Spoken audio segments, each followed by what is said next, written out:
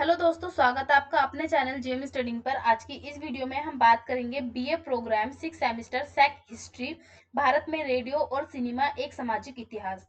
जिस भी बच्चे के पास 6 सेमेस्टर में सैक हिस्ट्री में ये वाला पेपर है उसके लिए ये वीडियो इम्पोर्टेंट है। आज की इस वीडियो में हम देखेंगे रेडियो प्रसारण का इतिहास और उसका विकास।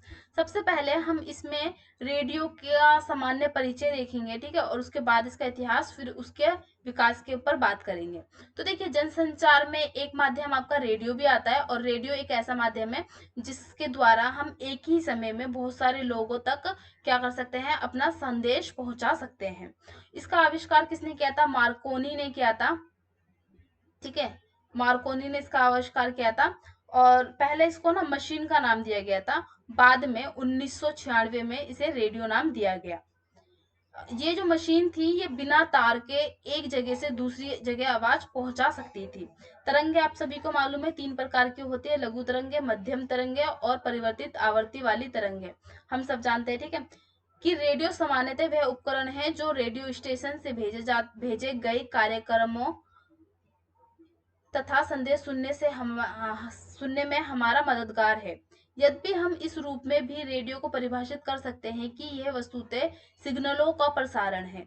एक सिग्नल से दूसरे सिग्नल, दूसरे सिग्नल से तीसरे सिग्नल पर क्या होता है, रेडियो चलता है, जो उचित सामंजस्य के साथ विद्युत चुंबकीय तरंगों की आवृत्ति के रूप में प्रभावित होता है। इन्हें हम रेडियो तरंगों के रूप में जानते हैं। ये एक रेडियो का सामान्य सा परिचय हो गया, ठीक है, जिसे लिखेंगे तो आप बेटर लगेगा। अब देखिए, रेडियो प्रसारण का इतिहास। इस बात को लेकर थोड़ा सा संशय है कि सबसे पहले रेडियो का आविष्कार किसने किया। वास्तव में वैज्ञानिक आविष्कारों की कड़ी में यह एक क्रमिक विकास था। अब देखिए, हम ये नहीं बता सकते कि रेडियो का आविष्कार किसने किया, क्योंकि जो वैज्ञानिक थे ना, बहुत सारे वैज्ञानिक थे इसमें। जैसे यहाँ पर कहा गया है कि वैज्ञानिक आविष्कारों की कड़ी में यह एक क्रमिक विकास था। धीरे धीरे धीरे धीरे क्या हुआ, इसका विकास हुआ रेडियो का, है ना, जिसे वैज्ञानिकों की एक बड़ी संख्या ने मिलकर अंजाम दिया। मान लीजिए, कुछ पार्ट्स किसी और वैज्ञानिक ने बनाए, कुछ पार्ट्स किसी और वैज्ञानिक ने बनाए, फिर उसमें थोड़ा और परिवर्तन किया, फिर किसी वैज्ञानिक ने उसमें और परिवर्तन कर दिया। तो ये क्या था, बहुत सारे वैज्ञानिकों की संख्या थी जिसने क्या करा, मिलकर इसे अंजाम दिया। लंबी चली कवायद के बाद रेडियो इजाद हुआ। बहुत लंबी चली आ रही एक मेहनत के बाद क्या हुआ, रेडियो आया। कालांतर में अब सामान्य रूप से मार्कोनी को रेडियो का जनक स्वीकार कर लिया गया। अब क्या हुआ कि इतने सारे लोग थे जिसमें से हम किसी को इसका जनक स्वीकार ही नहीं कर पा रहे, तो अंत में क्या करा हमने, जैसे जैसे कालों में अंतर आए तो हमने क्या करा, मार्कोनी को इसका जनक मान लिया। 1896 में इटालियन मूल के आविष्कार मार्कोनी को सर्वप्रथम बेतार टेलीग्राफी की खोज की। उसने प्रदर्शित किया कि रेडियो तरंगे लंबी दूरी तक संदेश भेजने में किस कदर उपयोगी है। अब क्या था, जो आपके मार्कोनी थे, इन्होंने सर्वप्रथम बताया कि जिसमें तार की जरूरत नहीं है, ऐसी टेलीग्राफी की खोज की। उसने प्रदर्शित किया कि रेडियो तरंगे लंबी दूरी तक संदेश भेजने में किस तरीके से उपयोगी साबित हुए हैं। अब क्योंकि मार्कोनी पृथ्वी पर रेडियो तरंगों का उपयोग करने वाला पहला शख्स था, लंबी दूरी तक संदेश भेजने में तार से कनेक्शन अधिक उपयोगी और व्यवहारिक नहीं है, अतः उसे रेडियो का जनक स्वीकार कर लिया गया। सन 1907 में अमेरिकी और जर्मनी अन्वेषकों ने दर्शाया कि रेडियो तरंगों के मार्फत भाषण और ऐसी ही अन्य आवाज भेज पाना इतना सुविधाजनक नहीं है। तब जाकर रेडियो टेलीफोन का रास्ता खुला। सन 1909 में मार्कोनी को भौतिकी से बेतार टेलीग्राफी के विकास में उल्लेखनीय योगदान के लिए नोबेल पुरस्कार से नवाजा गया। अब देखिए, यहाँ पर एक आपको क्वेश्चन बन जाता है कि मार्कोनी कौन थे, ठीक है, या मार्कोनी को नोबेल पुरस्कार कब मिला था? 1909 में मिला था, ठीक है, और किसके लिए? टेलीग्राफी के लिए मिला था।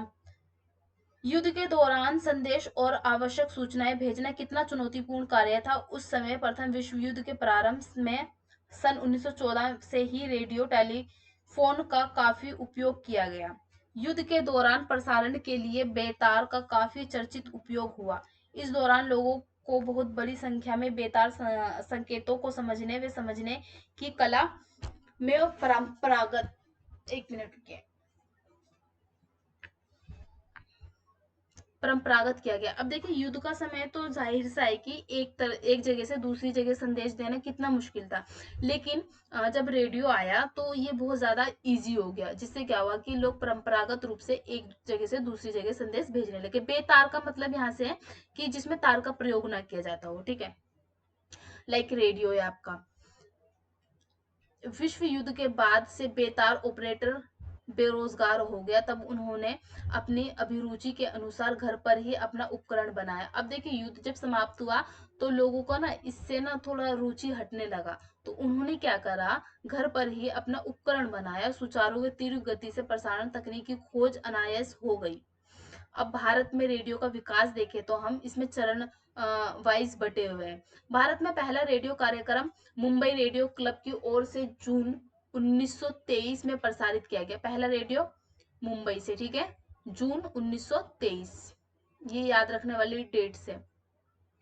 इस कड़ी में प्रायोगिक तौर पर मुंबई और कोलकाता क्षेत्रों में जुलाई 1927 से प्रसारण सेवा का शुभारंभ हुआ। अब देखिए मुंबई और कोलकाता क्षेत्रों में कब से प्रारंभ हुआ, 1927 से, जिसके लिए भारत सरकार और भारतीय प्रसारण कंपनी लिमिटेड नाम की निजी कंपनी के बीच बकायदा करार हुआ। सन 1930 में इस कंपनी का राष्ट्रीयकरण हुआ, 1930 में राष्ट्रीयकरण कर दिया गया और इसके बाद इसे भारतीय गणराज्य प्रसारण सेवा का नाम दिया गया। इस प्रयोग की सफलता से सरकार इतनी खुश थी कि सन 1935 में इस सेवा को स्थायी कर दिया गया। इसके लिए अलग विभाग भी गठित किया गया। जून 1936 में ISBS भारतीय गणराज्य प्रसारण सेवाएं का नाम बदलकर ऑल इंडिया रेडियो कर दिया गया। सन 1957 से इसे आकाशवाणी के नाम से जाना जाने लगा। अंग्रेजी में ऑल इंडिया यथावत रहने दिया। प्रारंभ में प्रसारण पर प्रशासनिक नियंत्रण भारत सरकार के उद्योग और श्रम मंत्रालयों के अधीन किया गया था। सन 1937 में इसे संचार विभाग के अधीन कर दिया गया। बाद में आकाशवाणी और उसी के अनुदिश दूरदर्शन को भी प्रसार भारती के नाम से सूचना और प्रसारण मंत्रालय के अधीन एक स्वायत्त शासी निकाय का दर्जा दे दिया गया। तो ये तो जो था ना, ये पढ़ने ही वाला है, इसमें कुछ वो नहीं समझा सकते कि कुछ समझाने वाला है, ये तो आपको याद रखने पड़ेंगे फैक्ट्स वगैरह इसमें, ठीक है। देखिए अब रेडियो का विकास के चरण, पहला चरण 1921 से 1927। पहला प्रसारण 20 अगस्त 1921 को मुंबई में हुआ, ये याद रखना है आपको, और प्रसारण मुंबई, कोलकाता, मद्रास और लाहौर के शौकिया रेडियो क्लबों द्वारा किया गया। मद्रास रेडियो क्लब ने 31 जुलाई 1924 को एक 40 वोल्ट ट्रांसमीटर के साथ प्रसारण शुरू किया। बाद में क्लब ने 200 वोल्ट ट्रांसमीटर के साथ प्रसारित करने लगा, लेकिन कुछ वित्तीय कठिनाइयों के कारण ये बंद हो गया। दूसरा चरण, वित्तीय कठिनाइयों ने रेडियो क्लबों को एक साथ आने के लिए मजबूर किया। अब देखिए वित्तीय कठिनाई थी तो जो रेडियो क्लब थे ना वो एक साथ सम्मिलित होने लगे। जैसे भाई आपके पास भी पैसे कम है, किसी और के पास भी पैसे कम है और अगले इंसान के पास भी पैसे कम है, तो हम क्या करेंगे, एक साथ मिलकर कुछ चीज कर सकते हैं ना हम, सबके पैसे मिलाकर। तो वही किया यहाँ पर उन्होंने 1927 में इंडियन ब्रॉडकास्टिंग कंपनी लिमिटेड का गठन किया। जुलाई और अगस्त 1927 में मुंबई और कलकत्ता स्टेशनों का उद्घाटन किया गया। उस समय की भारत सरकार एवं इंडियन ब्रॉडकास्टिंग कंपनी लिमिटेड के बीच समझौते के तहत रेडियो प्रसारण का प्रारंभ हुआ। 1927 तक भारत में भी ढेरों रेडियो क्लबों की स्थापना हो चुकी थी। पहला रेडियो कार्यक्रम पत्रिका रेडियो टाइम्स 15 जुलाई 1927 को शुरू हुआ और इसका नाम बदलकर इंडिया लिसनर कर दिया गया। लेकिन इंडियन ब्रॉडकास्टिंग कंपनी लिमिटेड सरकार से लोन के बावजूद फाइनेंशियल फेलियर हो गई। ये कंपनी लक्कीडेशन में चलाया गया और मार्च 1930 में बंद हो गया। रेडियो सेट डीलरों, प्रोग्रामों और आम जनता के दबाव में सरकार ने अप्रैल 1930 में मुंबई और कलकत्ता स्टेशनों को कब्जे में ले लिया। फिर इंडियन ब्रॉडकास्टिंग सर्विस अर्थात भारतीय प्रसारण सेवा का गठन किया गया। लेकिन वर्ल्ड वाइड डिप्रेशन के दिन थे, सरकार को भी कई वित्तीय कठिनाइयों का सामना करना पड़ा। वैसे भी प्रसारण को लेकर लोग ज्यादा उत्साहित नहीं थे, इसलिए सरकार ने 10 अक्टूबर 1930 को भारतीय प्रसारण सेवा को बंद करने का आदेश दिया। तीसरा चरण देखिए, प्रतिनिधियों को आंदोलन ने सरकार को 23 नवंबर 1931 को आदेशों को वापस लेने के लिए मजबूर किया और सरकार ने रेडियो सेटों पर शुल्क दुगना कर दिया। अब इसमें क्या था, क्यों दुगना कर दिया था? क्योंकि इस टाइम पे आंदोलन चल रहे थे और आंदोलन के रेडियो के माध्यम से क्या हो रहा था, एक जगह से सूचना दूसरी जगह पहुंचाई जा रही थी। ऐसे में अगर आप रेडियो पर टैक्स बढ़ा दोगे तो क्या होगा कि सूचना जाने में थोड़ी दिक्कत होगी, क्योंकि भाई रेडियो पर अगर ज्यादा टैक्स कर होगा तो आप कैसे मतलब रेडियो चला पाओगे।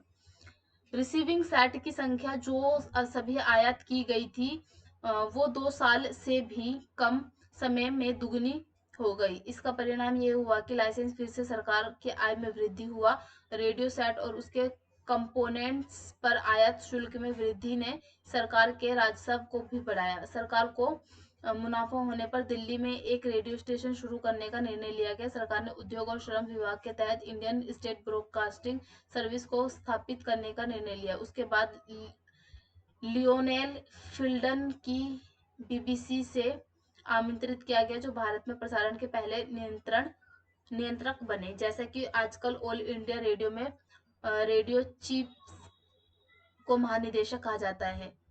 लियोनेल फिल्डन ने सरकार को प्रसारण की क्षमता का एहसास कराया। साथ ही साथ फिल्डन ने सेवाओं के लिए सरकार से अधिक टन आवंटित करने के लिए राजी किया। चौथा चरण देखिए, 1936 में भारत सरकार इंपेरियल रेडियो ऑफ इंडिया की शुरुआत हुई, जो आजादी के बाद ऑल इंडिया रेडियो या आकाशवाणी बन गया। फिल्डन ने पूरे देश में कवर करने के लिए 1938 में शॉर्ट वेव सेवा की शुरुआत की। उसके बाद All India Radio Lucknow station April 1938 को और मद्रास स्टेशन 16 जून को ऑल एयर हुआ। उसी वर्ष दिल्ली में एक्सटर्नल सर्विस डिवीजन शुरू किया गया। एएस बोखारी ने लियोनेल फिल्डन से पहला भारतीय महानिदेशक बनने का कार्यभार संभाला। वे सभी युद्ध वर्षों के दौरान और विभाजन के बाद तक प्रमुख रहे। 1939 में द्वितीय विश्व युद्ध की शुरुआत होने पर भारत में भी रेडियो सारे लाइसेंस रद्द कर दिए गए, है ना। क्योंकि इधर से जैसे आजकल देखते हो ना, आप कहीं पे युद्ध वगैरह होता है तो हमारा क्या कर दिया जाता है, इंटरनेट बंद कर दिया जाता है। तो लाइक उसी टाइप से रेडियो उस टाइम पे काम करता था। इसी बीच गांधी जी ने अंग्रेजों को भारत छोड़ो आंदोलन नारा दिया। गांधी जी समेत तमाम नेता अगस्त 1942 को गिरफ्तार कर लिए गए और प्रेस पर पाबंदी लगा दी गई। नवंबर 1941 को सुभाष चंद्र बोस ने रेडियो जर्मनी से भारत वासियों को संबोधित किया था और कहा, तुम मुझे खून दो, मैं तुम्हें आजादी दूंगा। किससे कहा था? रेडियो से कहा था। कहाँ से कहा था? जर्मनी से कहा था, याद रखना। ठीक है, क्वेश्चन पूछ सकते हैं, तुम मुझे खून दो, मैं तुम्हें आजादी दूंगा। किसका नारा है? सुभाष चंद्र बोस का, आप सभी जानते हैं। लेकिन ये जो नारा है कहाँ से दिया गया था? रेडियो से और जर्मनी। ठीक। 3 जून 1947 को भारत के viceroy Lord Mountbatten, Pandit Jawaharlal Nehru, Mohammad Ali Jinnah ने भारत के विभाजन पर ऐतिहासिक प्रसारण किया। 14-15 अगस्त 1947 की मध्य रात्रि में नेहरू ने अपने प्रसिद्ध भाषण ट्राइस्ट विद डेस्टिनी का प्रसारण किया। यह ऑल इंडिया रेडियो के अभिलेखागार में आज भी संरक्षित है। 5वां चरण, देश के विभाजन के बाद 6 रेडियो स्टेशन बने। मुंबई, कोलकाता, दिल्ली, तिरुचि, लखनऊ और मद्रास भारत के हिस्से में आए। 1953 में लखनऊ से हिंद में और नागपुर में मराठी में क्षेत्रीय समाचार बुलेटिन शुरू कर दिए गए थे। 1953 में वार्ता का पहला राष्ट्रीय कार्यक्रम भी चला। 1955 में पहला रेडियो संगीत सम्मेलन प्रसारित किया गया। उसी वर्ष सरदार मेमोरियल लेक्चर और रेडियो न्यूज रील की शुरुआत हुई। पहले ही पंचवर्षीय योजना के अंत तक रेडियो स्टेशनों की संख्या बढ़कर 26 हो गई। छठा चरण में 1957 में ऑल इंडिया रेडियो का नाम बदलकर आकाशवाणी रख दिया गया, जिसे प्रशासन सूचना मंत्रालय देखने लगा। स्वतंत्रता के समय देश में सिर्फ 6 रेडियो स्टेशन हुआ करते थे, लेकिन 90 के दशक तक रेडियो नेटवर्क पूरे देश में फैल चुका था। 146 एएम बन गए। ऑल इंडिया रेडियो अंग्रेजी, हिंदी के साथ साथ कई क्षेत्रीय और स्थानीय भाषाओं में कार्यक्रम प्रदान करता था। 1967 के दौरान भारत में वाणिज्यिक रेडियो सेवाएं शुरू हुई और यह पहल विविध भारती और वाणिज्यिक सेवा द्वारा की गई। विविध भारती ऑल इंडिया रेडियो की सबसे अच्छी सेवाओं में से एक है। इसका नाम मोटे तौर पर विविध भारती के रूप में अनुवादित है और इसे व्यावसायिक प्रसारण सेवा भी कहा जाता है। विविध भारती समाचार, फिल्म, संगीत और कॉमेडी कार्यक्रम सहित कई कार्यक्रमों को पेश करती है। 7वां चरण, आकाशवाणी वर्तमान में 18 एफएम है, ठीक है। स्टोरिया चैनल संचालित करता है जिसे आकाशवाणी एफएम रनवे कहा जाता है, जो प्रस्तुति की ताजा शैली में शहरी दर्शकों को लक्षित करता है। 4 और एफएम चैनल जिसे AIR FM गोल्ड कहा जाता है, ये दिल्ली, कोलकाता, चेन्नई और मुंबई में मिश्रित समाचार और मनोरंजन कार्यक्रम प्रसारित करता है। IRA चरणबद्ध तरीके से एनालॉग से डिजिटल पर स्विच कर रहा है। अपनाई गई तकनीक डिजिटल रेडियो मोनोयडल या DRM है। सन 1995 में भारतीय सर्वोच्च न्यायालय ने कहा कि रेडियो तरंगों पर सरकार का एकाधिकार नहीं है। सन 2002 में NDA सरकार ने शिक्षण संस्थानों को कैंपस रेडियो स्टेशन खोलने की अनुमति दी। उसके बाद 2006 में UPA सरकार ने स्वयंसेवी संगठनों को रेडियो स्टेशन चलाने की अनुमति दी, परंतु इन रेडियो स्टेशनों में समाचार या समसामयिक विषयों पर चर्चा के प्रसारण पर पाबंदी है। प्रधानमंत्री नरेंद्र मोदी ने 2014 में रेडियो के माध्यम से महीने के किसी एक रविवार को मन की बात प्रोग्राम करते हैं। इस कार्यक्रम के माध्यम से सभी लोगों को रेडियो से जुड़े रहने का मौका मिलता है। अब निष्कर्ष देखिए, इस तरह से हम कह सकते हैं कि रेडियो भारत में रेडियो का विकास धीरे धीरे समय के साथ हुआ। आकाशवाणी का राष्ट्रीय कार्यक्रम 18 मई सन 1988 से यह व्यवस्था शुरू हुई। घर घंटे हिंदी, सॉरी घर नहीं आएगा यहाँ पर, हर घंटे आएगा, ठीक है।